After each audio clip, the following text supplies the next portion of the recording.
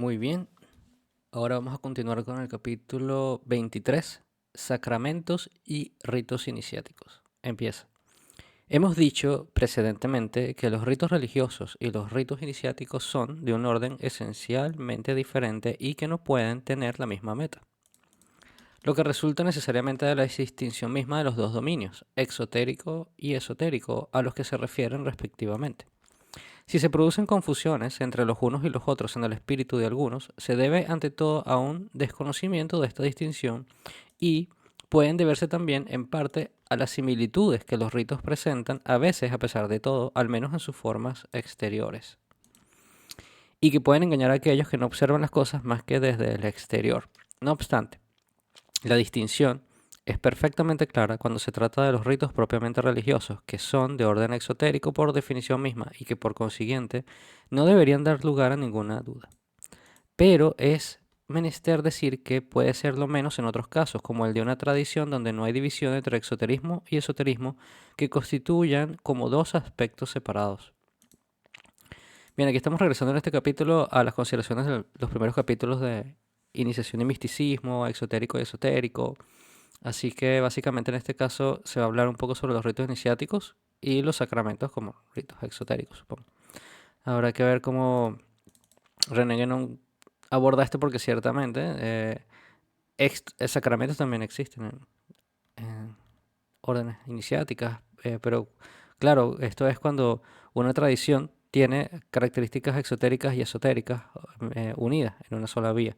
Y esto constituye entonces una sola tradición que no tiene esta separación, la cual es una separación que por lo visto está más dada en el mundo occidental, específicamente en el cristianismo se puede ver con más claridad esta doble separación.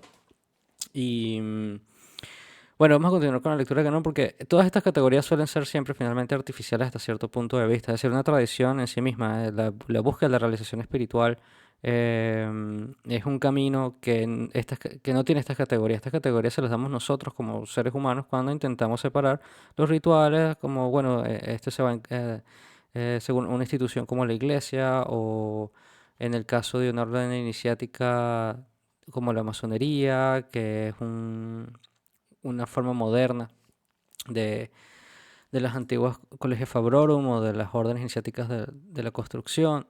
En fin, siempre recordar, porque yo siento que en conversaciones que he tenido, hay gente que se queda muy atrapada en estas categorías, en estos conceptos, y estos conceptos hay que entenderlos como una especie de taxonomía que necesitamos tener para entender que si un ritual tiene un objetivo social, de integración, igual hay una influencia espiritual que actúa, pero el objetivo al final de ese ritual no es la realización espiritual en sí misma, sino de la participación de la sociedad, de mantenerlas conforme un orden, y que eso permita alcanzar para esas personas un estado que si bien no es el estado primordial, al menos un estado de orden que les permita protegerse y estar en una vida sana, correcta, de buen carácter. Entonces podemos decir que estamos ante un ritual que tiene un objetivo exotérico. Y si vemos un ritual cuyo objetivo es ser un soporte para la introspección y para la realización espiritual de un orden trascendente, entonces estamos hablando más de un esoterismo. Siendo la introspección una palabra que no me encanta, pero es una, es decir, introspectum, ¿no? Sería como a mí me gusta, mira, y esta introspección, el acto de mirarse uno mismo, de buscar en el propio interior, en sus pensamientos, sus sentimientos, con el objetivo de autoconocimiento para poder hacer una identificación, percepción, interpretación y comprensión de las propias emociones, pensamientos y conductas. Esto es una técnica psicológica que es limitada en el sentido de lo que yo quiero decir. Habría más en el sentido de vitriol, masónico, que es visitar la tierra interna, pero con el objetivo de eh, no observar la mente, sino solo observar la mente, sino ver qué hay más allá de la mente. Y es justamente en este verdadero yoga, en esta verdadera unión, en esta verdadera tafakur, en esta verdadera meditación donde se hace el trabajo iniciático. Pero bueno, sin ir más allá, en otro momento hablaremos de las diferentes técnicas que se repiten, de las diferentes tradiciones y órdenes con este objetivo, pero de nuevo, lo que yo quería, mientras estoy haciendo esta lectura, es que siempre que hablamos de exoterismo y esoterismo, y como dice Guénon, una tradición puede no tener eh, dominios, por así decirlo, de una forma separada, sino que están incluidos de una forma íntegra. Em, en ese caso vemos que hay excepciones y que estos no son unos eh, principios universales en sí mismos, sino categorías que estamos utilizando para entender mejor estos temas y a darle esto es simplemente producto de la simple observación, realmente, de veras, hacia que un rito está yendo hacia una meta externa o una meta interna. Ahora, continuamos con la lectura y perdonar esas eh, ¿cómo decirlo? Pensamientos o aclaratorias que me parecen pertinentes en algún momento, aunque no estén del todo integradas en el texto. Ahora sí. Entonces decía que no vamos a retomar esto. Mejor desde acá. Pero es menester decir que puede ser lo menos en otros casos, como el de una tradición donde no hay división entre un exoterismo y un esoterismo, que constituyen como dos aspectos separados. Bien, sino donde hay solo grados diversos de conocimiento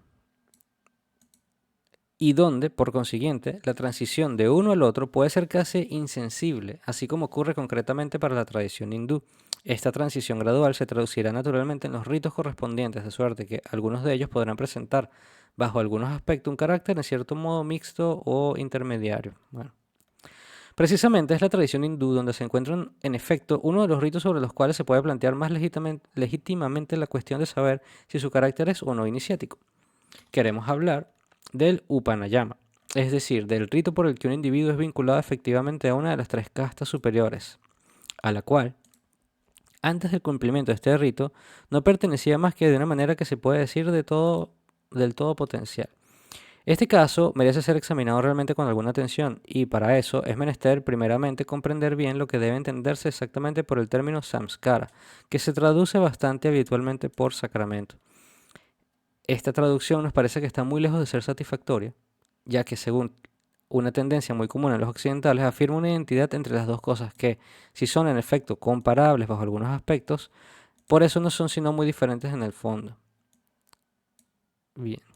Otro caso de abuso del lenguaje de los occidentales que intentan transponer o buscar analogías o hacer traducciones de términos, sobre todo del área del- de las vías espirituales hacia el lenguaje que se utiliza en Occidente, siendo la tradición espiritual de Occidente muy diferente y por lo tanto nos vamos a encontrar con muchos términos que simplemente no tienen una correspondencia exacta y esto es lógico. A decir verdad, no es el sentido etimológico de la palabra sacramento misma el que da lugar a esta objeción, ya que evidentemente en los dos casos se trata de algo sagrado. Por lo demás, este sentido, este sentido es demasiado extenso para que se pueda sacar de él una noción algo precisa, y si uno se quedara ahí, no importa qué rito podría ser llamado indistintamente sacramento. Y antes de continuar, vamos a hacer una breve investigación, un breve momento de Google para ver cuál es la etimología de sacramento.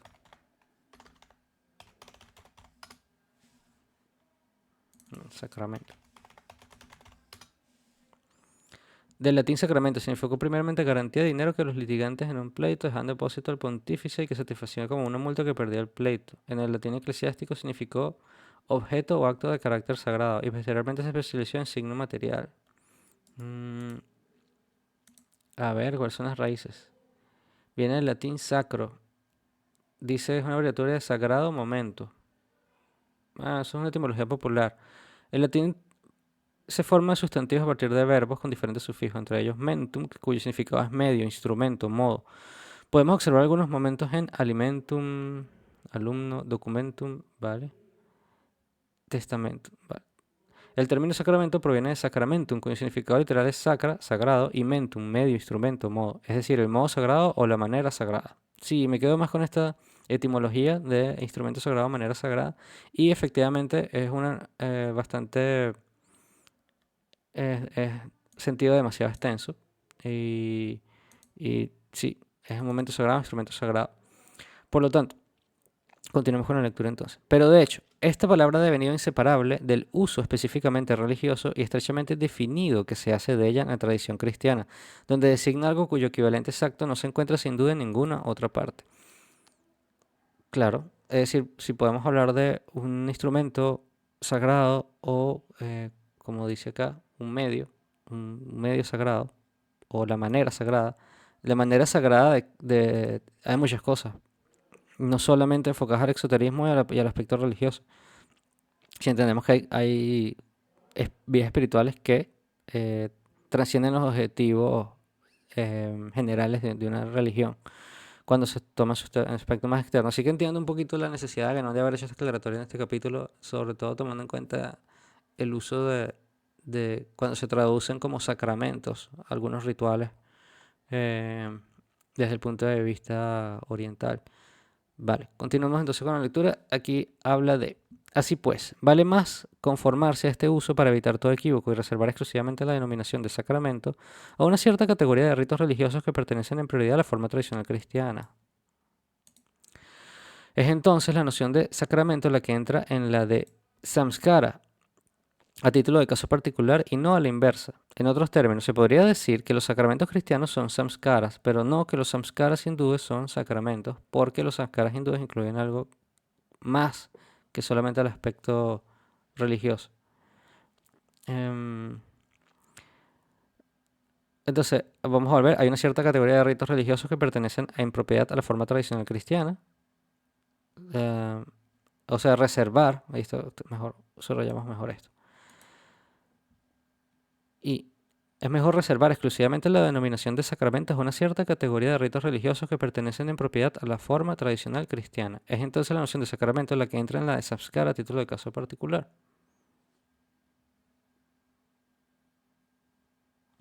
Mm, Bueno, Guénon es de la opinión que esta palabra ya es inseparable al uso específicamente religioso. Es decir, como si pudiéramos utilizar la palabra sacramento en otro contexto, ya sería muy difícil de hacer la separación. Por lo tanto, le está diciendo como que, bueno, ya que como esta palabra que se quede ahí, y que básicamente se podría decir que los sacramentos cristianos son samskaras, pero no que los samskaras hindúes son sacramentos, ya que, según la lógica más elemental, el nombre de un género conviene a cada una de las especies que están comprendidas en él. Y esto aquí de nuevo un poco señala la intención de Guénon con esta obra, con este trabajo, con esta lectura que estamos intentando hacer.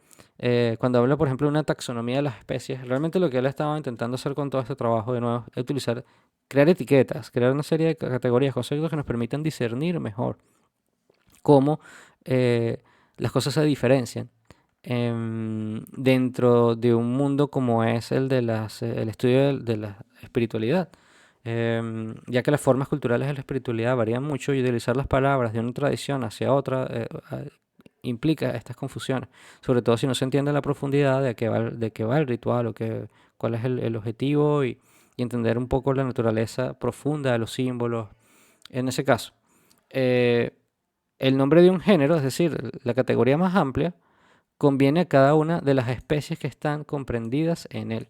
Entonces, en la categoría más alta sería el género, el samskara, y la especie sería el sacramento, según entiendo. A veces digo cosas y me gusta revisarlas. Género, especie, taxonomía.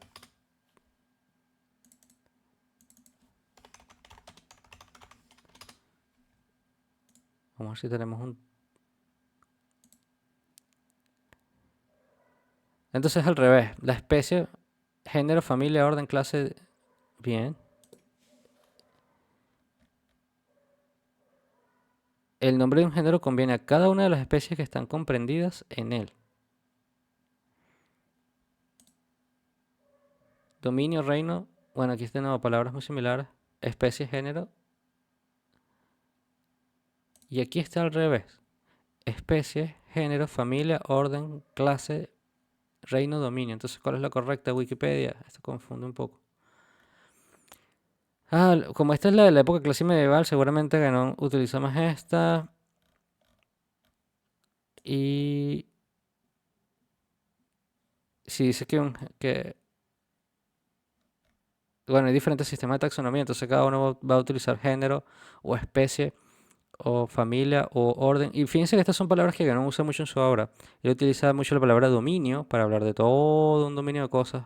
Utiliza la palabra clase, esta clase de cosas, esta orden de cosas en la familia de este género, el género, especie. Em, bien. Bueno, no vamos a poner a estudiar taxonomía porque de eso no va el capítulo y ciertamente esto es simplemente para refrescar un poquito lo que, y que no lo que está haciendo es un simple ejemplo. Está hablando de que los samskaras son un ritual que es más amplio porque incluye elementos exotéricos y esotéricos, mientras que el sacramento cristiano incluye solamente un elemento exotérico. Entonces, un género conviene a cada una de las especies que están comprendidas. ¿Sí? La palabra comprendida nos hace entender que él está viendo la especie como algo que incluye los géneros. Por lo tanto, se está yendo por la división clásica de una taxonomía. Em, muy bien. Aquí obviamente, espero que siga, evidentemente, eh, los actuales sistemas de clasificación de la forma de vida descienden del pensamiento presentado por el filósofo griego Aristóteles, quien publicó sus trabajos metafísicos y lógicos. La primera clasificación conocida que cree es anterior a cualquier otra existente. Esta es la matriz moderna que acuñó palabras sustancia, especie, género, términos conservados referidos por Carolina, bla, bla. Ok, obviamente aquí estamos hablando de taxonomías igual que lo aplicaba Aristóteles, ¿no? En el sentido de conceptos e ideas, no en el sentido de especies biológicas. Era solamente algo que quería señalar por si acaso alguien eh, se sintió confundido o lo expliqué mal. Bueno, continuamos con la lectura. Pero por el contrario, el nombre de una de estas especies no podría ser aplicado válidamente ni a otra especie ni al género todo entero. Bien, entendiendo que el género incluye diferentes especies. Ahora, un samskara es esencialmente un rito de agregación a una comunidad tradicional. En definición, como se puede ver inmediatamente, es enteramente independiente de la forma particular religiosa u otra que puede revestir la tradición considerada y, en el cristianismo, esta función es desempeñada por los sacramentos, como lo es en otras partes por samskaras de especie diferente. No obstante, a veces vamos a repetir esto. Un samskara es esencialmente un rito de agregación a una comunidad tradicional. Eso es como la esencia del tema. En el caso que tengamos dudas sobre samskara, ritos de paso para marcar los momentos significativos de la vida de un individuo religioso. Entonces, sí, esto no es, bueno, simplemente un rito de paso, según lo que no nos explica, ya que hay una afiliación. Entonces, samskara como sacramentos. Y ese es el problema que Guénon hace el siglo pasado, dijo que no era la traducción adecuada. Pero vemos que es un problema que persiste hasta hoy. Los restaurantes samskara informan a la familia y la comunidad de los cambios de sus miembros. Se acompañan de mantras específicos del Rig Veda, 16 samskaras. Vale. Bueno, y de los samskaras, que son ritos, existe el Upanayama, ¿era que se dice? Siempre se me olvida. Sí, Upanayama. Poner verde. Estamos haciendo, antes de continuar con estas definiciones, investigarlas para ver cómo están hoy día, desde la época que no, cómo las explican, cómo las traducen. La marca que indica que alguien ha pasado la ceremonia Upanayama es el uso del cordón para sacrificio sobre el cuerpo. Muy bien, pero no tenemos una entrada de Upanayama en Google. Upavita. Cordón sagrado.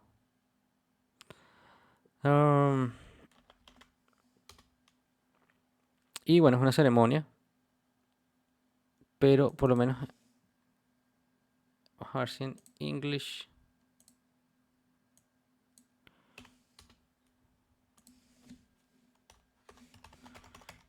Upanayama. Upanayana, sí. Upanayana, el rito de pasaje, es un sacramento educacional hindú, bueno, de los sacramentos tradicionales o ritos de pasaje marcados para que se acepte al estudiante por un preceptor como un gurú, una sharia, en individuos y la iniciación de un individuo en una escuela del hinduismo. Algunas tradiciones consideran esta ceremonia como un renacimiento espiritual de un niño o un futuro Dvija, Dvija, dos veces nacido, que es una de las palabras que no menciona para hablar de este tema del pasaje. Eh, de ser dos veces nacido, esta consideración iniciática de ese aspecto. Entonces, el samskara es esencialmente un rito de agregación a una comunidad tradicional. Esta definición, como se puede ver inmediatamente, es enteramente independiente de la forma particular, religiosa u otra que pueda revestir la tradición considerada. Y en el cristianismo esta función es desempeñada por los sacramentos. Entonces, ¿cuáles son los sacramentos en la tradición cristiana? El bautismo, obviamente, la confirmación, vamos a ver si estoy correcto.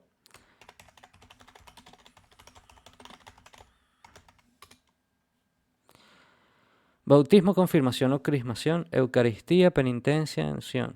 Los 7 sacramentos de la tradición cristiana. Yo nunca había escuchado de crismación.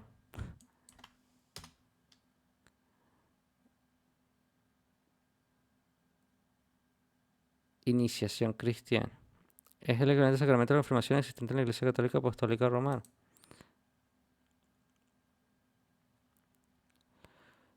Ok. Se usa el aceite, una mezcla de aceite. Vaya.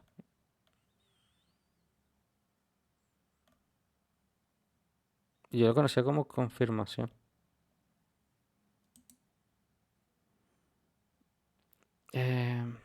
Bien, no nos extendamos acá, pero bueno, es interesante estas comparaciones. El sujeto, el periodo marino, la preparación, bla, bla, bla. Sacramentos católicos. Son los que yo conozco. Bien, entonces estarían los sacramentos cristianos como el bautismo, la crismación, confirmación, el matrimonio es otro sacramento. eh, pero bueno, me parece que de las búsquedas de Google creo que esta primera está bastante bien resumida. Eucaristía, penitencia, unción de los enfermos, orden sacerdotal y matrimonio. Bien. No obstante, debemos decir que el término agregación que acabamos de emplear le falta algo de precisión e incluso de exactitud, y eso por dos razones. Primero, si uno se atiende rigurosamente a su sentido propiamente, o a su sentido propio, parece designar el vinculamiento mismo a la tradición. Y entonces no debería aplicarse más que un rito único, aquel por el que este vinculamiento se opera de una manera efectiva, mientras que en realidad en una misma tradición hay un cierto número más o menos grande de samskaras. Así pues, es menester admitir que la agregación de que se trata conlleva una multiplicidad de grados o modalidades. Sí, efectivamente, si eres bautizado cristiano, ya no necesitas volverte a bautizar o eh, de nuevo para agregarte o casarte o la unción de los enfermos no tiene nada que ver con una agregación. En el caso de, para hacer una comparación con el hinduismo, en este caso de este tipo de vinculamientos, hay una vinculación primera, pero luego no te vuelves a vincular, simplemente como dice que no, empiezas a penetrar o a trascender, bueno, a avanzar en diferentes grados dentro de esa misma tradición. Em, entonces, esta agregación que se trata conlleva una multiplicidad de grados o de modalidades que generalmente corresponden en cierto modo a las fases principales de la vida de un individuo. Por otra parte, esta misma palabra de agregación puede dar la idea de una relación que permanece todavía exterior en un cierto sentido, como si se tratara simplemente de juntarse a una agrupación o de adherirse a una sociedad. Vale, y ahora que estoy leyendo esto, por lo menos en el Islam, en el sufismo, este tema de los sacramentos, existe la shahada, que es la, la testiguación de fe, la traducción sería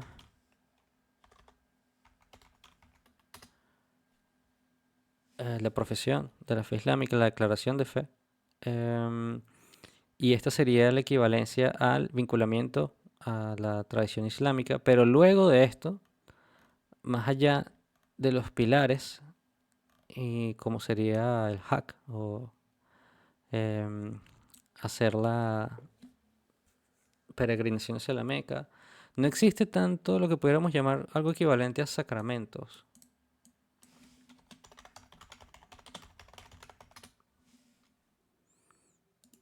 A ver qué parece acá. Existen sacramentos en el Islam. Hay una presentación. ¿Dónde viene esa música? De acá. Sí, vale. Quiero ver este. ¿En serio? Bueno, vale, vamos a ver. Explicación de sacramentos. ¿Cuáles son? Además de peregrinar, sí.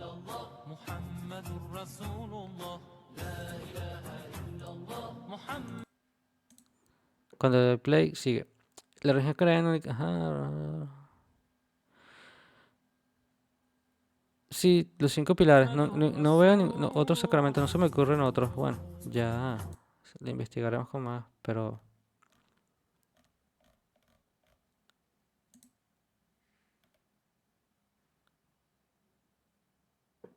no hay, como en el caso de estas otras tradiciones, que se me ocurran de momento, más allá de que, por ejemplo, desde el punto de vista iniciático, como sería la vinculación a una orden.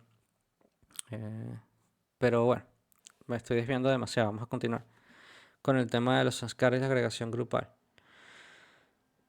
Esta misma palabra de agregación puede dar la idea de una relación que permanece todavía exterior en un cierto sentido, como si se tratara simplemente de juntarse a una agrupación o de adherirse a una sociedad. Mientras que aquello de lo que se trata es de un orden completamente diferente e implica una asimilación que se podría llamar orgánica, ya que se trata de una verdadera transmutación operada en los elementos sutiles de la individualidad. Abhisamba, no sé cómo se... Estas palabras obviamente en sánscrito no las sé pronunciar adecuadamente, no sé si además la traducción les hace...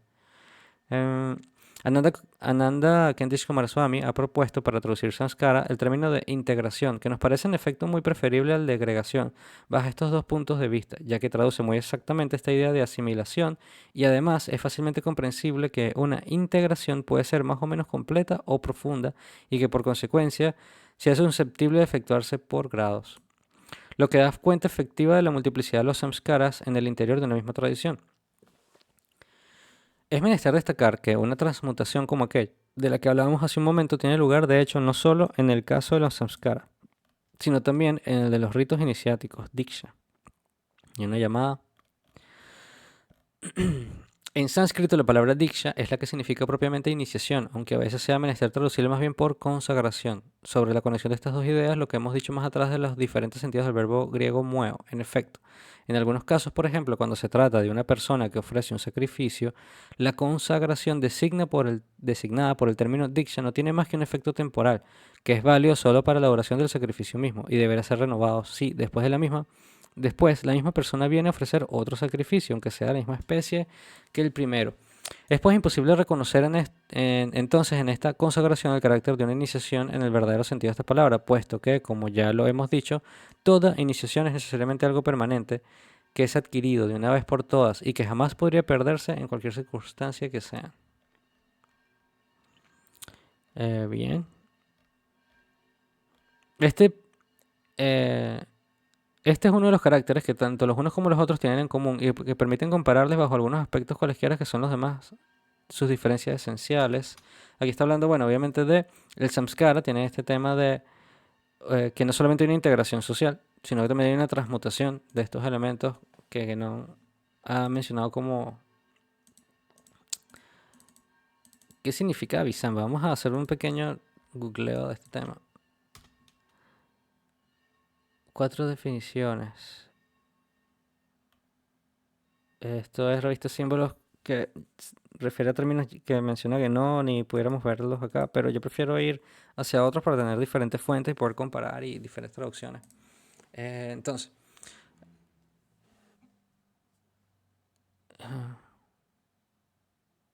ajá, ¿qué significa? Difícil de obtener. Algo que es difícil de superar, obtener.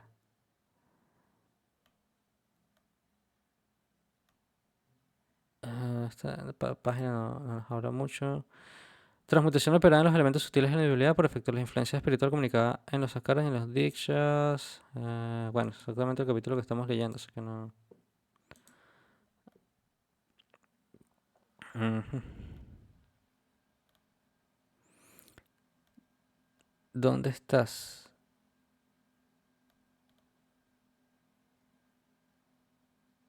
Bueno, aquí, si es logia Blablaski, no gracias. Vamos a ver. Sigue siendo René Guénon. Bueno, me ha tocado muchas veces buscar uno de estos términos y hacerlo aquí en vivo y siento que alarga mucho el capítulo. Luego los busco con calma y los consigo. Em, lo que podemos ver es que muchas de estas palabras no están en el tope de las búsquedas de Google precisamente porque, bueno, estas son traducciones, pero realmente son transliteras. Sí, son como una aproximación fonética y no siempre se escriben igual. Por ejemplo, que escriben en Upanishad ambis con un guión y este es de Ananda Coomaraswamy, el cual, bueno, es justamente el que están citando, que no. La resurrección india, prefigurada sacrificialmente y realmente consecuente a la consumación del sacrificio final en el que el cuerpo se entrega a la pira funeraria. Eh, bueno, la resurrección india, o sea, hay una transmutación, como dice Guénon. Vale, no nos vamos a extender acá, pero bueno, es como parte del proceso.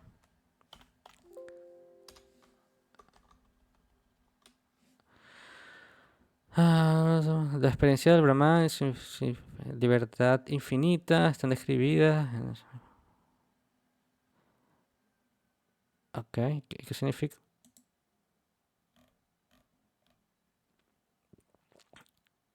Ok, en el Rishi.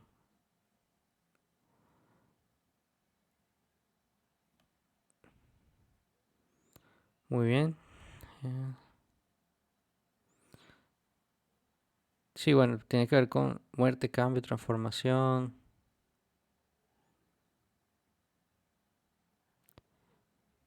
El Mukta tiene el Vinasa y después no hay otro nombre para la liberación.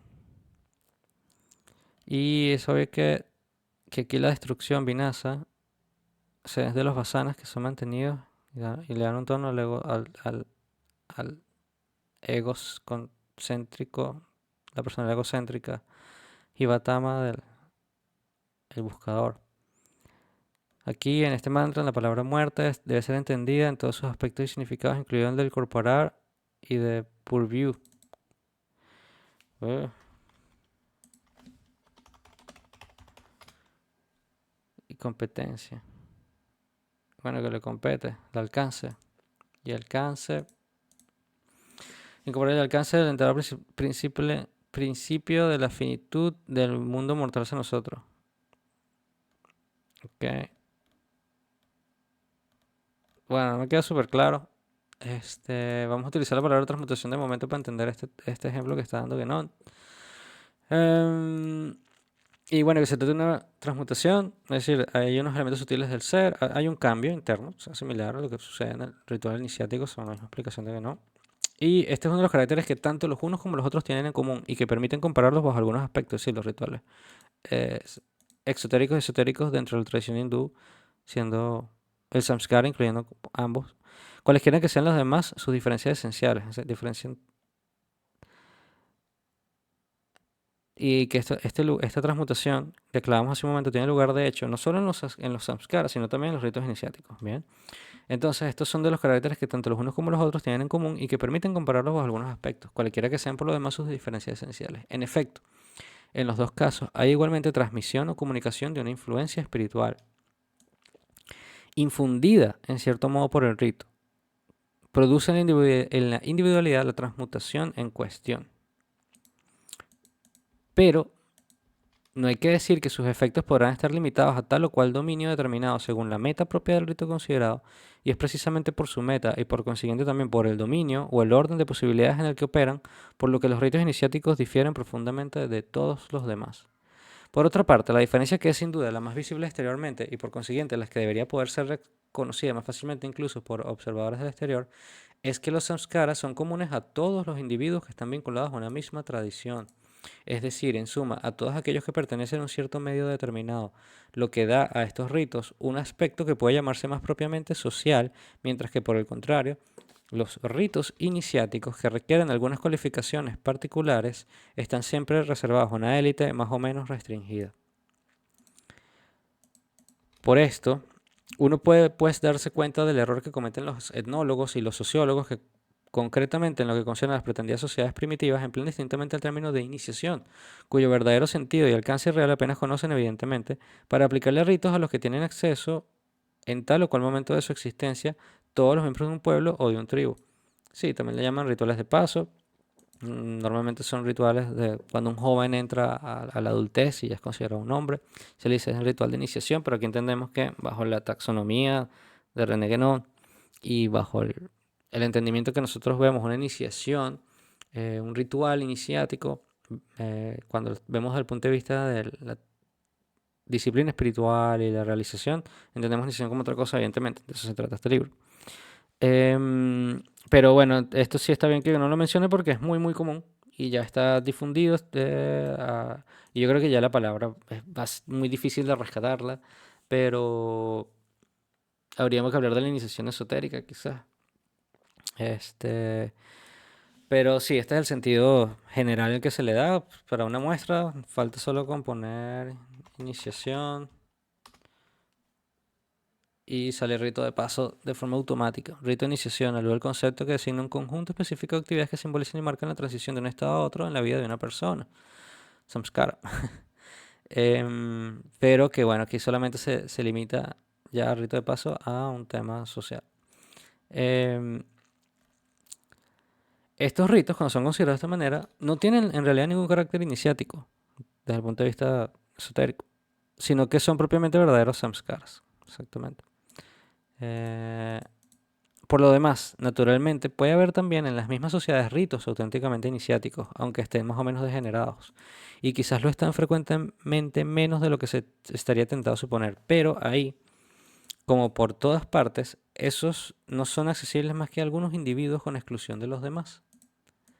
Lo que sin examinar siquiera las cosas más a fondo debería bastar para hacer imposible toda confusión.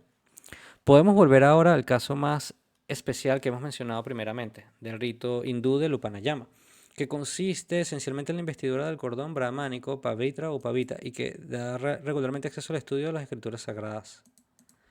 Sí, correcto. De hecho, aquí había una foto del cordón. La Upanayama iniciación de una educación prosa, particularmente de las escrituras sagradas, los Upanishads y los Smritis. Este cordón del hombro izquierdo fluye hasta el derecho, es parte de la ceremonia. Vale, seguramente si buscáramos en YouTube veríamos un video, pero bueno, la lectura se nos hace extensa si buscamos ya ver el ritual. Quizás no es mala idea, pero bueno, luego lo sé. Se trata de una iniciación. Según parece, la cuestión podría resolverse en suma por el solo hecho de que este rito es samskara y no diksha, ya que eso implica que desde el punto de vista mismo de la tradición hindú, que es evidentemente el que debe constituir aquí la autoridad, no se considera como iniciático. Pero todavía puede uno preguntarse por qué es así, a pesar de algunas apariencias que podrían hacer pensar lo contrario. Ya hemos indicado que este rito está reservado a los miembros de las tres primeras castas, pero a decir verdad, esta restricción es inherente a la constitución misma de la sociedad tradicional hindú. Así pues, no basta para que se pueda hablar aquí de iniciación, como tampoco, por ejemplo, el hecho de que tales o cuales ritos están reservados a los hombres, con exclusión de las mujeres o inversamente. Permite por sí mismo atribuirles un carácter iniciático. Basta para convencerse de ello citar el caso de la ordenación sacerdotal cristiana, que incluso requiere algunas cualificaciones más particulares y que por eso no pertenece menos incontestablemente al orden exotérico. Fuera de esta única cualificación que acabamos de recordar y que designa propiamente el término Arya, no se requiere ninguna otra para el Upanayama. Por consiguiente, este rito es común a todos los miembros de las tres primeras castas sin excepción e incluso constituye para ellos una obligación o más que un derecho. Bien. Ahora bien, Este carácter obligatorio, que está ligado directamente a lo que hemos llamado el aspecto social de los samskaras, no podría existir en el caso de un rito iniciático. Un medio social, por profundamente tradicional que pueda ser, no puede imponer a ninguno de sus miembros, cualquiera que sean sus cualificaciones, la obligación de entrar en una organización iniciática. Se trata de algo que, por su naturaleza misma, no puede depender de ninguna presión más o menos exterior, aunque sea simplemente la presión moral de lo que se ha convenido llamar la opinión pública, que por lo demás no puede tener evidentemente otra actitud legítima que ignorar pura y simplemente todo lo que se refiere a la iniciación, puesto que se trata de un orden de realidades que por definición está cerrado al conjunto de la colectividad como tal. Dura realidad, en nuestros tiempos, la opinión pública o el término de la opinión pública ha tomado una relevancia sin precedentes. Em, y bueno, ya sabemos que la opinión pública tiene todos estos temas que estamos hablando por naturaleza eh, una limitación y es un dominio que se encuentra cerrado para ellos. Así que está bien, esto sería un tema muy interesante a explorar y comentar en el futuro. Pero bueno, continuando con que la iniciación o los rituales esotéricos iniciáticos no pueden ser forzados a nadie. En lo que concierne al Upanayama, se puede decir que la casta no es aún más que que virtual o incluso potencial mientras no se cumple este rito, puesto que la cualificación requerida no es propiamente más que la aptitud natural para formar parte de esa casta. De tal suerte que es necesario para que el individuo pueda ocupar un sitio y una función determinada en el organismo social, ya que si su función debe ser ante todo conforme a su naturaleza propia, todavía es menester, para que sea capaz de desempeñarla válidamente, que esta naturaleza se realice y que no permanezca en el estado de simple aptitud no desarrollada. Así pues, es perfectamente comprensible y normal que el no cumplimiento de este rito en los plazos prescritos acarrea una exclusión de la comunidad, o más exactamente todavía, que implique en sí mismo esta exclusión. Bien, no obstante, hay que considerar todavía un punto particularmente importante, un punto que es quizás sobre todo el que puede prestar confusión. El Upanayama confiere la cualidad de Dvija, o dos veces nacido. Así pues, se le designa expresamente como un segundo nacimiento y se sabe que por otra parte, esta expresión se aplica también en un sentido muy preciso a la iniciación. Es verdad que el bautismo cristiano, muy diferente por los demás del Upanayama en todos otros aspectos, es igualmente un segundo nacimiento y es muy evidente que este rito no tiene nada en común con una iniciación. Pero, ¿cómo es posible que el mismo término técnico pueda ser aplicado así a la vez en el orden de los sanskaras, comprendidos ahí los sacramentos, y en el orden iniciático? Entonces, ¿cómo es posible que el mismo término técnico pueda ser aplicado así a la vez en el orden de los samskaras y en el orden iniciático? La verdad es que el segundo nacimiento, en sí mismo y en su sentido completamente general, es propiamente una regeneración psíquica. Es menester prestar atención en efecto a que es al dominio psíquico al que se refiere directamente y no al dominio espiritual, ya que entonces sería un tercer nacimiento. Pero esta regeneración puede no tener más que efectos únicamente psíquicos ellos también, es decir, limitados a un orden más o menos especial de posibilidades individuales, o por el contrario, puede ser el punto de partida de una realización de orden superior. Es solo en este último caso donde tendrá un alcance propiamente iniciático, mientras que en el primero pertenece al lado más exotérico de las diversas formas tradicionales, es decir, aquel en el que en el que todos participan indistintamente. Entonces, una llamada. La limitación de los efectos de la regeneración que se lleva a cabo en modo exotérico explica por qué no pueden ocupar de ninguna manera el lugar de la iniciación o dispensar de ella, aunque tanto la una como la otra tengan el carácter de segundo nacimiento entendido en el sentido más general. Este tema de regeneración psíquica, no recuerdo si en algún momento hacen más aclaratorias. Em,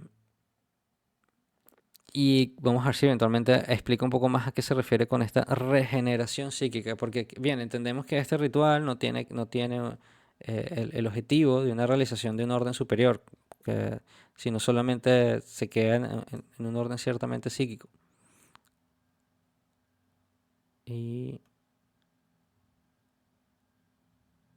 no, aquí dice que esta regeneración puede no tener más que efectos únicamente psíquicos ellos también. Es decir, limitados a un orden más o menos especial de posibilidades individuales.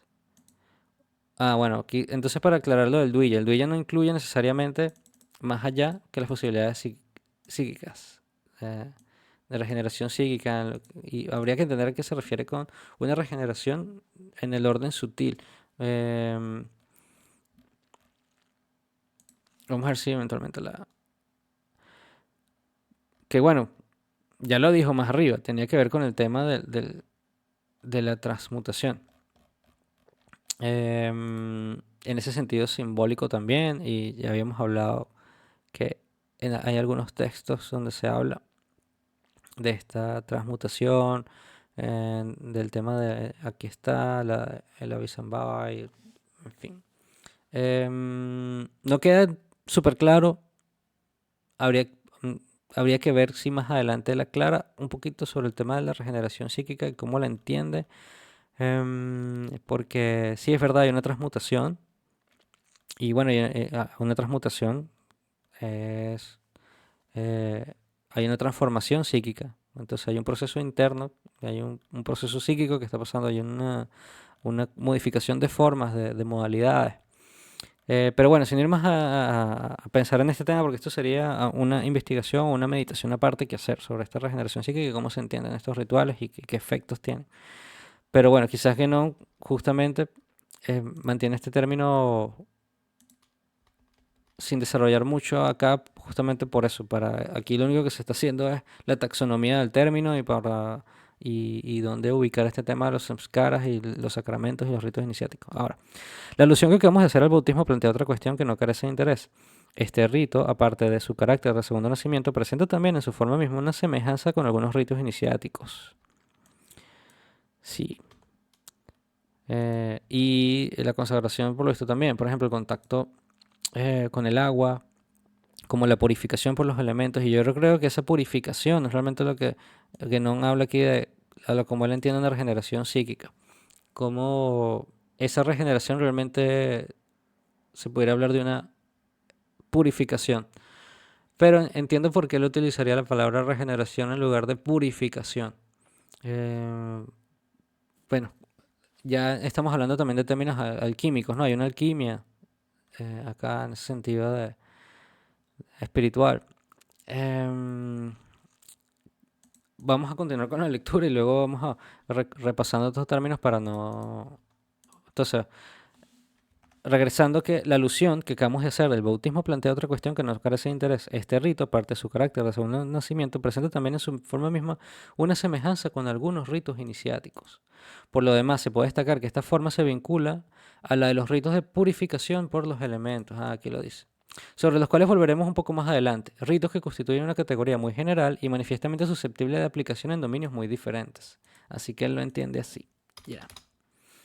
Perfecto. Ah, pero no obstante, si es por eso el vudú que se hace antes del salat y en el islam y muchos otros ritos de purificación, también son en cierta forma un poco de regeneración, hasta cierto aspecto, siempre que hay una intención de regeneración psíquica. Eh, pero bueno, como dice, Digenon dice que volveremos en esto más adelante, estos ritos constituyen una categoría muy general y manifiestamente susceptible de aplicación en dominios muy diferentes. Pero, no obstante, es posible que en eso haya que considerar otra cosa aún. En efecto, nada hay de sorprendente en que haya ritos exotéricos que se modelen en cierto modo sobre ritos exotéricos o iniciáticos.